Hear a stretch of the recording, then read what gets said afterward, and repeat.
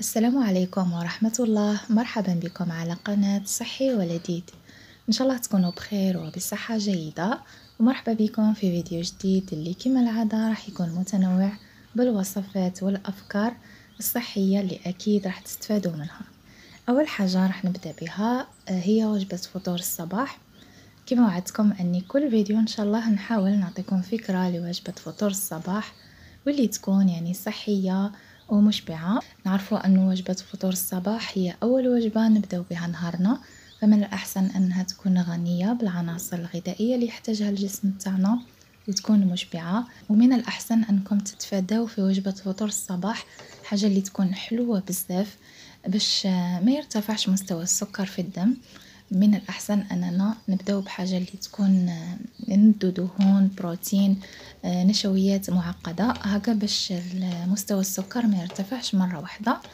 حتى لو اضطريتوا أنكم تدوا حاجة حلوة، يعني كي اللي يروحوا للعمل اللي يخرجوا يعني ما يقدروش يتناولوا زوج وجبات، يعني وجبة فطور الصباح ومن بعد يدوا حاجة حلوة في السناك، فمعليش يعني تقدروا تجمعوا بين وجبة فطور الصباح وتدوا معها حاجة حلوة، لكن يكون مصدر تاعها طبيعي، يعني تكون فاكهة. كما أنا اليوم ديت الموز وديت نصف حبة فقط، يعني الموز يكون عالي في السكر فتدوا نصف حبة ولا ربع حبة. من الأحسن تدوا مثلا تمر ولا فواكه مجففة.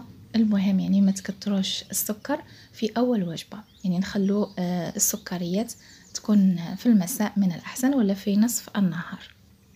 أنا وجبة فطور الصباح اليوم كما شفتوا ديت هاد التوست اللي هو غني بالبذور، حضرته معكم من قبل، راه في القناة الثانية اللي هي قناة مخبوزات أم أنس. هذا التوست رائع جدا، ما بغيتش نحضره معكم في هذا الفيديو باش ما يجيش طويل بزاف، راح نخلي لكم الرابط تاع الوصفة في صندوق الوصف. وديت هذا النصف حبة تاع الموز، زبدة الفول السوداني اللي هي مصدر تاع البروتين والدهون، وديت حبات من الجوز يعني كمصدر للدهون والأوميغا 3 أيضا. المكسرات مفيدة جدا، حاولوا أنكم تدخلوها في النظام الغذائي تاعكم. كما شفتوا كان هذه هي وجبة فطور الصباح. ديت اليوم قهوة، يعني موالفة ندي تيزانة، مرات الشاي مرات القهوة، يعني نحاولوا أننا ننوعوا. بالنسبة للقهوة اللي استعملتها هي قهوة طبيعية، يعني قهوة محمصة ومطحونة. وراح نحضر معاكم أيضا مشروب أكثر من رائع، مشروب الطاقة، مشروب التركيز، غني جدا بالفيتامينات والمعادن. نعرفوا أنه ولدنا في هذه الفترة راهم فترة امتحانات والاختبارات، فنحاولوا أننا نعطوهم أغذية اللي تكون غنية بالفيتامينات والمعادن، أغذية اللي تكون صحية تفيدهم، تزيدهم في التركيز في الطاقة. وما كانش أحسن من أننا ندوها من المصادر الطبيعية. فراح نحضر معكم هذا المشروب الرائع جدا. كما شفتوا هنا عندي 3 حبات من الموز، الحجم تاعهم ماشي كبير، إلا كان عندكم الموز حجم تاعه كبير وديروا حبتين فقط. وكما شفتوا يعني كانوا طيبين باش يكونوا حلوين. قطعتهم إلى قطع، حطيتهم في هذا الخلاط يعني اللي راح نطحن فيه. وعندي هنايا حفنة من الزبيب، يعني حطوا كمية تاع الزبيب اللي نتوما تفضلوها. أنا ديت هنايا حفنة صغيرة كنت نقعتها في الماء لمدة ساعتين يعني باش تطرى ونقدر نطحنها. عندي ملعقة كبيرة معمرة من السمسم ولا الجلجلان اللي هو مفيد وغني جدا بالكالسيوم. درت أيضا الجوز، حبات من الجوز، تقدروا ديروا اللوز، تقدروا ديروا يعني أي نوع مكسرات، تقدروا ديروا حتى الفول السوداني ولا تقدروا تستغنوا على المكسرات، ولكن طبعا إذا ضفناها راح يكون أحسن بكثير. هنا ضفت الحليب، وهنا نتوما تحكموا في القوام تاع المشروب تاعكم. كل ما بغيتوه يكون ثقيل تحطوا كمية أقل من الحليب، وكل ما بغيتوه يكون خفيف تحطوا كمية أكبر من الحليب. أنا هنا درت كوب من الحليب، تقدروا تستبدلوا الحليب بالماء، ومن الأحسن أنكم تستعملوا حليب نباتي. أنا استعملت حليب اللوز، تقدروا ديروا حليب جوز الهند ولا حليب الشوفان، يعني أي نوع حليب نباتي تقدروا تحطوه، ولا بالعصير تقدروا ديروا عصير برتقال ولا عصير ليمون. المهم هذا المشروب بزاف بزاف بنين وتاني صحي ومغذي. وبعدها راح نمر لتحضير وجبة الغداء اللي راح تكون سهلة في التحضير وأكثر من رائعة، بنينة بزاف وصحية ومشبعة. هنا عندي 4 حبات من البطاطس، الحجم تاعهم شوية كبير، قشرتهم غسلتهم جيدا وبعد قطعتهم القطع يكونوا كبار كما راكم تشوفوا، وغليتهم في الماء لمدة 5 دقائق، تبغوا تغليوهم ولا تفوروهم. من بعد صفيتهم وخليتهم يبردوا جيدا، يعني ما تغلوهمش أكثر من 5 دقائق باش ما تطيب لكمش بزاف هذيك البطاطا وتولي تتفتت لكم. وبعد ما تبرد نضيف عليها 2 ملعق كبار من زيت الزيتون، تقدروا ديروا زيت الزيتون ولا الزبدة ولا السمن. راح نضيف أيضا التوابل اللي هو الملح، الكركم، الفلفل الأحمر والمعدنوس المجفف والسيبولات ولا الثوم القصبي اللي تقدروا تستبدلوه بالزعترة ولا بالأعشاب المنسمة. وضفت أيضا ملعقة صغيرة من الثوم بودرة، يعني راح يضيف لهذا البطاطا واحد الطعم رائع جدا. إذا كان عندكم ضيفوه. نخلط جيدا هاد المكونات، يعني حتى هذيك البطاطا تتغطى جيدا بزيت الزيتون والتوابل أيضا. نجيب هنا بلاطو اللي يدخل الفرن، نفرش عليه ورق الطبخ ونحط هذيك البطاطا. هنايا نكون شاعلة الفرن يسخن من قبل لمدة 15 دقيقة، ويكون على درجة حرارة مرتفعة يعني 190 حتى 200. وندخل هذه البطاطا لمدة 15 إلى 20 دقيقة بعد ما تتحمر من التحت جيدا. نعاود نشعل عليها لمدة 10 دقائق تتحمر من الفوق، يعني بهذه الطريقة البطاطا تاعكم تجيكم مقرمشة من برا والداخل تجيكم طرية تذوب وبنتها روعة روعة. يعني غير جربوها بهذه الطريقة، وشاركتها معكم يعني في فيديوهات سابقة في أوائل الفيديوهات اللي في القناة، وبزاف منكم جربوها وعجبتهم ولاو معتمدينها. بعدها هنايا راح نحضر الخليط تاع الخضر والفطر او الشامبينيون. هذا الخليط اللي تقدروا ترافقوا به الارز، البرغل. انا اليوم رافقته بالبطاطس المحمره في الفرن، وانتم لكم الاختيار. هنا عندي حبه من البصل، حجم تاعها متوسط، راح نقطعها الى شرائح رقيقه جدا بهذا الشكل.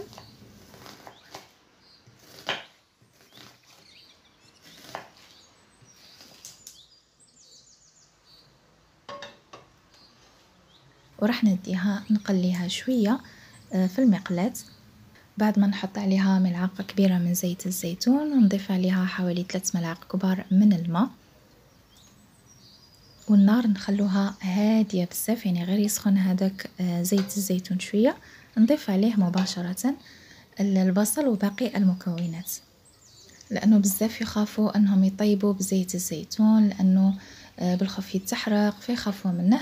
فحاولوا أنكم تتبعوا غير النصائح هادو، ما تخافوش طيبوا به عادي، ولا حتى تقليوا فيه يعني الحاجات اللي نحتاجوا أننا نقليوهم كي نبغوا نديروا هكا الحشوات. يعني نحتاجوا أننا نقليو البصل، الثوم، الطماطم. فضيفوا الماء لزيت الزيتون والنار تكون هادية بزاف، وما تخلوش هذاك الماء وزيت الزيتون على النار، يعني غير يبدا يسخن شويه نضيفوا عليه المكونات. وبهذه الطريقه يعني راح تحصلوا على اكل يكون بنين. يعني نعرفوا انه كي نقليو شويه هذاك البصل والثوم ولا المكونات تجينا الماكله بنينه، وفي نفس الوقت تكون طيبه بطريقه صحيه.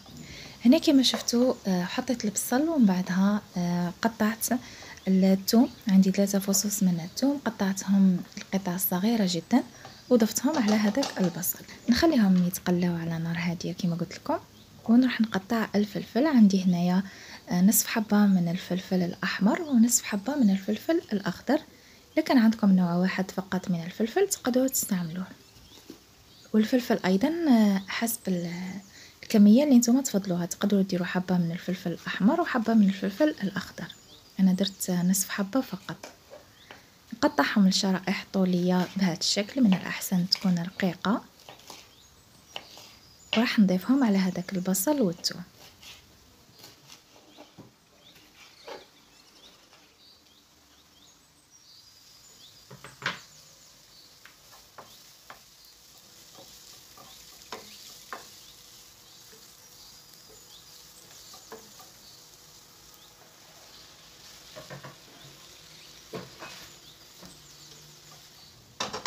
إذا هنا نحركهم شوية وبعدها نغطي عليهم ونخليهم يطيبوا دائما على نار هادئة جدا، يعني باش هذاك الفلفل يطيب جيدا.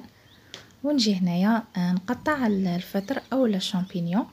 بالنسبه لي سقساوني كيفاش نحتفظ بالفطر، فمن الاحسن انكم ديروه في علبه زجاجيه تكونوا مفرشين عليها ورق الماس باش يمتص هذيك الرطوبه تاع الفطر وما يبقاش لمده طويله. يعني حاولوا انكم تجيبوه جديد وتحتفظوا به هكا في علبه زجاجيه تكون محكمه الاغلاق من 5 إلى 6 أيام على الأكثر في الثلاجة، يعني هو ما يبقاش بمدة طويلة ويفسد.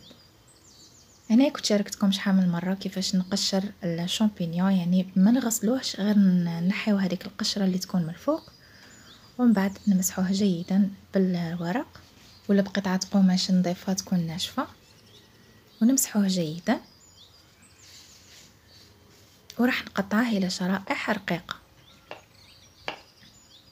يعني هذا الفطر ولا الشامبينيون مفيد بزاف بزاف، كنت شاركتكم من قبل الفوائد تاع هذا الفطر، غني بالفيتامينات والمعادن، يعتبر بروتين نباتي، نحاولوا اننا ندخله في النظام الغذائي تاعنا. وطبعا الفطر هذا طازج ماشي الفطر المعلب، الفطر المعلب ابتعدوا عليه نهائيا، غير مفيد وبالعكس مضر، وحتى الثمن تاعه اغلى من هذا الطازج. يعني كي نشوفوا الفرق اننا نشرو هذا الفطر الطازج والفطر المعلب، نصيبوا انه كي نشرو هذا الفطر الطازج نكونوا مستفادين اكثر، لا من جهه الثمن تاعه ولا من جهه الصحه. يعني شوفوا هنايا 3 حبات فقط من الفطر عطاتني كميه كبيره، الثمن تاعها اقل بكثير من نشرو علبه تاع الفطر المعلب وما يكونش فيها كميه كبيره.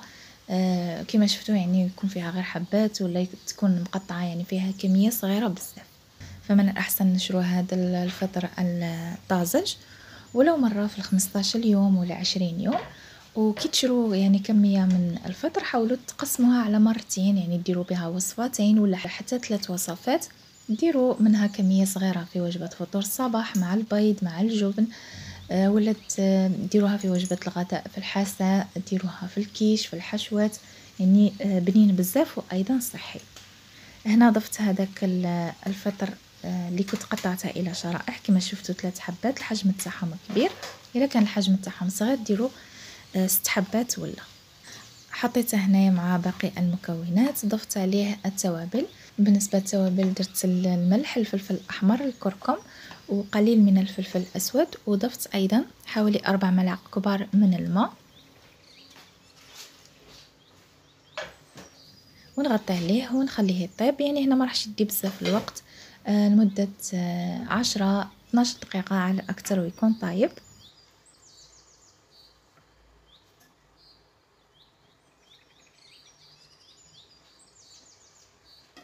وفي الأخير راح نضيف عليه المعدنوس أو البقدونس اللي راح نقطعه، يعني كي نقرب نطفي عليهم نضيف هذاك المعدنوس.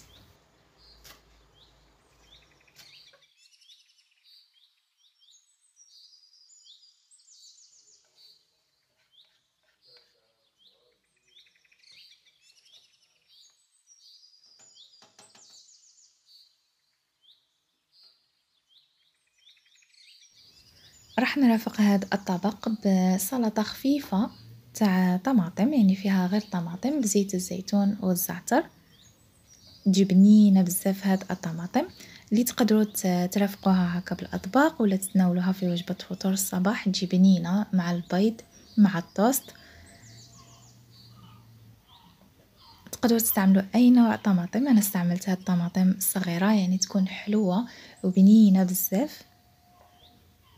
نقطعها الى قطع وراح نضيف عليها زيت الزيتون والزعتر، انا استعملت الزعتر الحلبي، تقدروا تستعملوا الزعترة، تقدروا تضيفوا ايضا الثوم، الفلفل الحار تقطعوه الى قطع صغيرة جدا وتضيفوه مع هاد السلطة تاني تجيكم حارة وبنينة.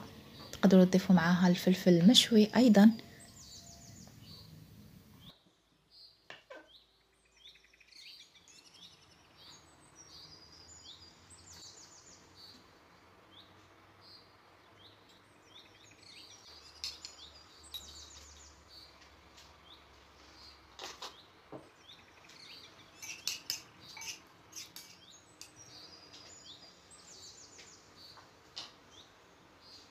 وكانت هذه هي وجبة الغداء لنهار اليوم.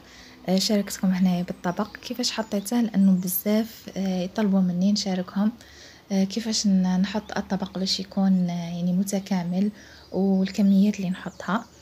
هنايا هاد البطاطا شوفوا كيفاش جات اكثر من رائعه، تجي برا مقرمشه والداخل جات طريه ودايبه وبنتها روعه. هذاك الخليط تاني جا بزاف بنين، نتمنى انكم تجربوه، جا رائع.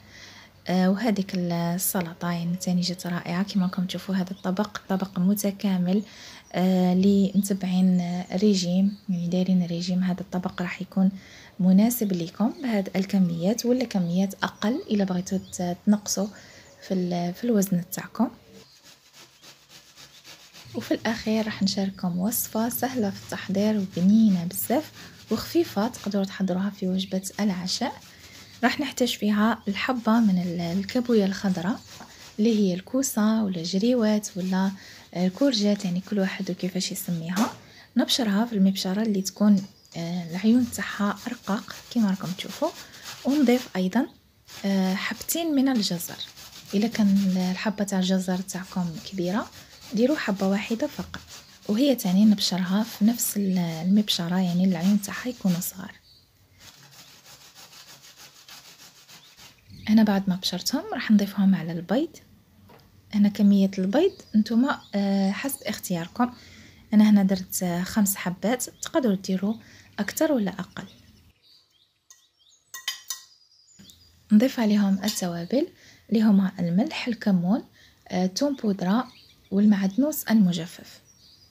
هنا تقدروا تستغنوا على يعني توابل، يديروا فقط الملح، لكن نصيحة يعني كي تضيفوا معاها الثوم البودرة والكمون راح يعطيها واحد البنة رائعة جدا، غير جربوها وراح تشوفوا. هنا في المقلاة درت نصف ملعقة صغيرة من السمن، استعملت السمن الحيواني، خليته يذوب غير شوية ومن بعد نضيف عليه هذاك الخليط تاع البيض والخضر. نغطيها ونخليها تطيب على نار هادئة. بعد ما تطيب على الجهة التحتانية نقلبها ونخليها تطيب على الجهة الأخرى، نخليها تتحمر جيدا باش تطيب حتى من الداخل.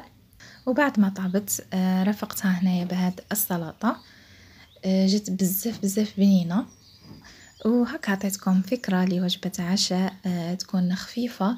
يعني بالنسبة لي أنا وجبة العشاء غالبا تكون هكا وصفة خفيفة، حساء ولا سلطة ونرافقها هكا مع البيض، يعني بطرق مختلفة. نحاول أني كل مرة راح نشارككم هكا فكرة. بالنسبة للناس اللي يفضلوا أنه وجبة العشاء تكون هكا خفيفة تقدروا تضيفوا معها زبادي طبيعي ولا فاكهة.